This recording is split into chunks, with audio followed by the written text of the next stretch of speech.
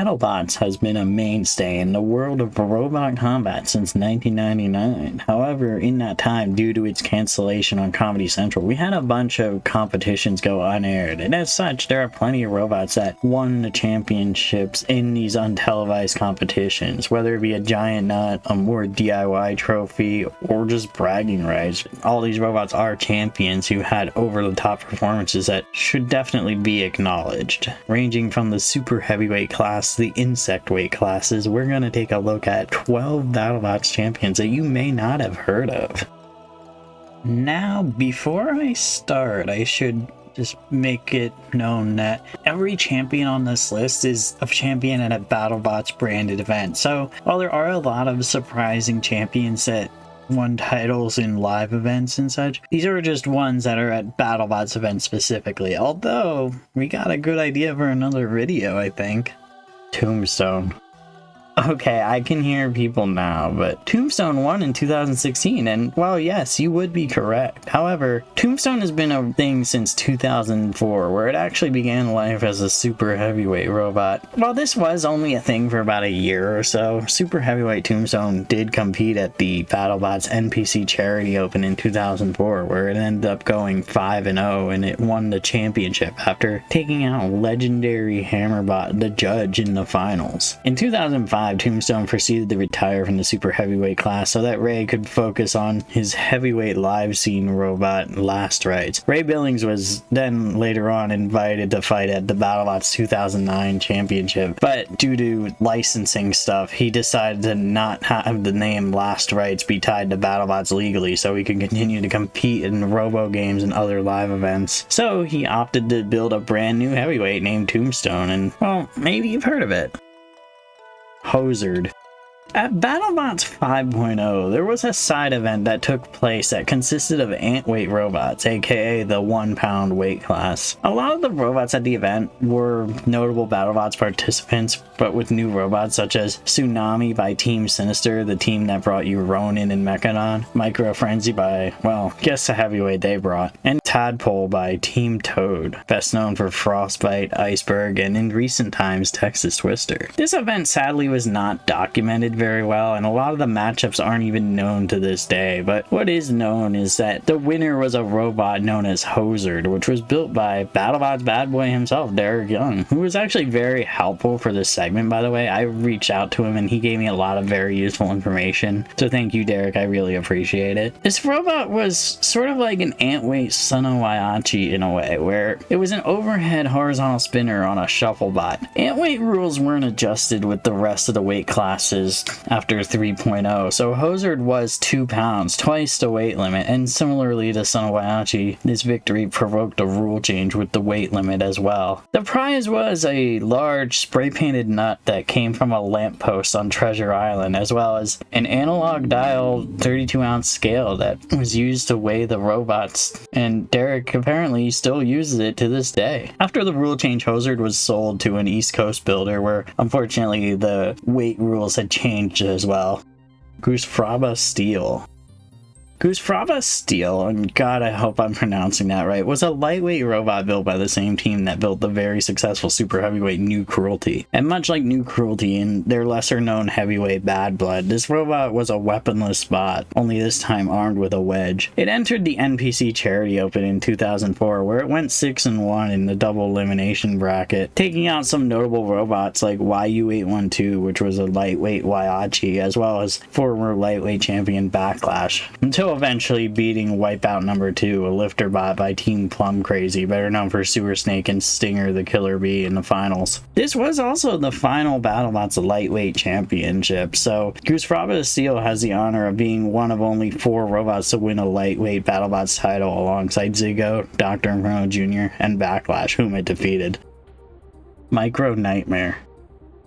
Micro Nightmare was, as you could imagine, a tiny version of the iconic heavyweight robot Nightmare made by the same team in July of 2003. This robot was an antweight that competed in the 2004 NPC Charity Open. Interestingly enough, the final of this tournament was actually 2 Team Nightmare robots, which also included Shazbot, which was an antweight version of Breaker Box, another popular heavyweight Team Nightmare competed with. Micro Nightmare went 6-1, where its only loss in an earlier round matchup was also against Shazbot, oddly enough. And it seems that in addition to BattleBots, Micro Nightmare has had a lot of success in the antweight circuit overall. Ricochet. This one pretty much only makes the list because it's a robot by Team Waiachi. Ricochet was a hobbyweight robot, which is the 12-pound weight class, which competed in the 2004 NPC Charity Open. They went 5-1 and won the championship, making them the only hobbyweight BattleBot champion. Ricochet continued to compete in the live scene until 2006 or so to mixed success, but I honestly couldn't find a lot of information for this one, sadly. Wee Willie Wedgie. In Season 5.0, a robot made its debut on television known as Wee Willie Wedgie in its fight against Little Drummer Boy. From an outside look, it just seems like it's another random Wedge robot entry, which I guess it kind of is, but this robot was indeed technically a reigning champion. Of course, BattleBots didn't acknowledge it on the show due to it being an unaired tournament. BattleBots IQ was a side tournament of sorts that focused more on the educational aspects of robot combat, and it was consisted of school-based teams, often high school. Wee Willie Wedgie was built by a 13-year-old captain with the mentorship of Team Robot Dojo, who made robots such as Pyramidroid, Pro-Am, or perhaps most notably Robotica Season 2 champion Flexi Flyer. 2002 was when the first BattleBots IQ took place, and it was somewhat documented in BattleBots magazine, and even at one point on the BattleBots website. The champion of the series was Wee Willie Wedgie with an impressive 8-0 record. It did okay in its debut televised season as well with a 4-1 record, but its BattleBots IQ performance is particularly impressive with it tiny most amount of wins in one season with the likes of Bite Force and SOB. Yeah, SOB is tied for a record for most wins in the season. Isn't that amazing? It beat a robot called Edge twice to finish its season, and the team that made Edge went on to build some robot named Ice Wave. Isn't that something? Big Betty. Big Betty was a heavyweight robot set to make its debut in BattleBots Season 4.0, and then again in Season 5.0. It was a large wedge with a lifter, and unfortunately it had technical issues in both seasons it was set to compete in. It was to be a big version of middleweight Bouncing Betty, hence the name, a robot that had some success in the seasons it partook in. This all changed, however, when the BattleBots Rochester R3 competition happened in 2005, where it proceeded to win the championship after going 5-1, with that one loss interestingly enough being by forfeit, meaning Big Betty never actually lost a fight it participated in its BattleBots career. And it also beat what appears to be a weaponless Shredderator in the finals. Carcass 2.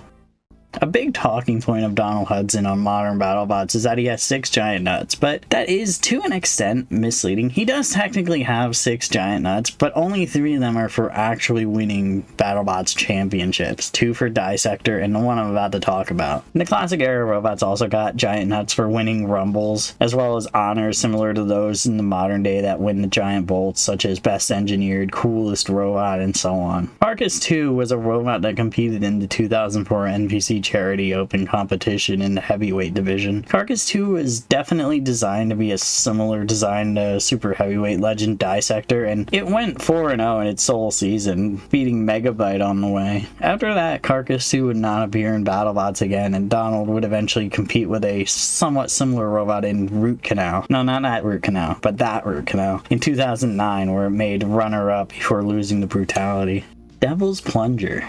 Devil's Plunger was a middleweight that competed in the 2004 NPC Charity Open. This is the last champion from that competition, I promise. I know I had like 5 of them already. They just had a lot of weight classes going on there. Devil's Plunger was created by Team Plum Crazy, who's known for Sewer Snake and Stinger the Killer Bee, as well as the Wipeout number 2 robot whom I mentioned earlier in this video. The design was not unlike the Sewer Snake standard, and it went undefeated in this tournament to 5-0 to win the championship. Falcon. Falcon might be a familiar name for those who watch Modern BattleBots, specifically in Season 4. It was a dual drum spinner who didn't really have a great performance, and while it is the same team and also a drum spinner, Middleweight Falcon was certainly a different beast. It managed to be the runner-up at both the NPC Charity Open, where it lost to Devil's Plunger, and the Rochester R3, where it lost to the champion Green Wave, a robot built by Paul Ventimiglia. There's not much documentation on this tournament it won, however, but it was the champion of the 2009 Collegiate Tournament, a series that was set to be on TV but is now mostly lost. And if you want to learn more about that, check out my video on 11 pieces of BattleBots Lost Media on my channel. Sorry, I had to do the self-plug. It doesn't even seem like it's known who it fought at this competition. Maybe if the series ever emerges one day, we'll see this glorious Falcon run. Witch Doctor.